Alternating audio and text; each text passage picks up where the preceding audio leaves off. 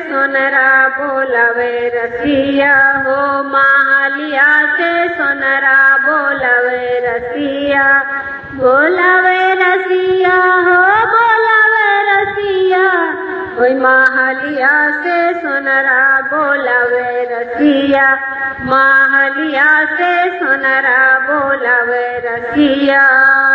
सोनरा कहे तुहके हरवा गढ़ई पै, सोनरा कहे तुहके हरवा गढ़ई पै, हरवा गढ़ई पै हो टिकवा गढ़ई पै, हरवा गढ़ई पै हो नथिया गढ़ई पै।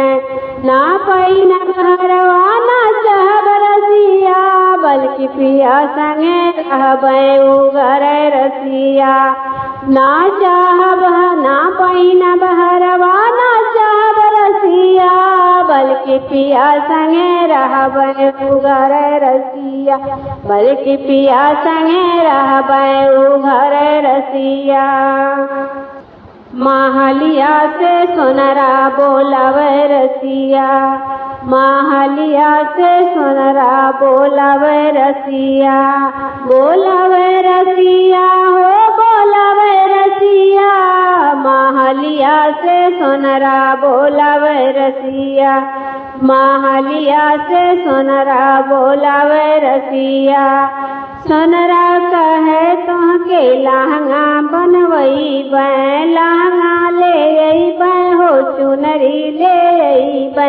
सोनरा कहे तुहके लहंगा ले अइबै, लहंगा ले अइबै हो चुनरी ले अइबै।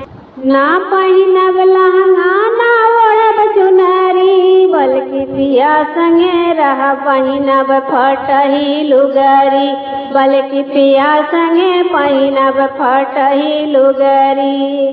ना पहिनब लहंगा ना ओढ़ब चुनरी, बल्कि पिया संगे पहिनब फटही चुनरी, बल्कि पिया संगे पहिनब फटही चुनरी। फटही चुनरी हो फटही चुनरी, बल्कि पिया संगे पहिनब फटही चुनरी। फटही चुनरी हो फटही चुनरी, बल्कि पिया संगे पहिनब फटही चुनरी।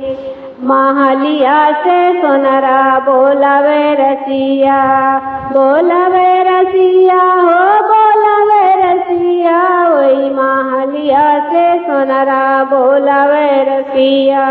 सोनरा कहे तुहके महलों में रखबै, सोनरा कहे तुहके महलों में रखबै, महलों में रखबै तू महलों में रखबै, महलों में रखबै तू महलों में रखबै। ना रहबै महला ना चाहब रसिया, ना रहबै महलों में ना चाहब रसिया, बल्कि पिया संगे रहबै मड़ई में रसिया, बल्कि पिया संगे रहबै मड़ई रसिया। मड़ई रसिया हो झोपड़ी रसिया, बल्कि पिया संगे रहबै झोपड़ी रसिया, बल्कि पिया संगे रहबै झोपड़ी रसिया।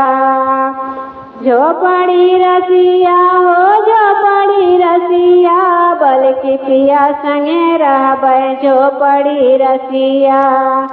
ओई महालिया से सोनरा बोलावे रसिया, बोलावे रसिया हो बोलावे रसिया, ओई महालिया से सोनरा बोलावे रसिया।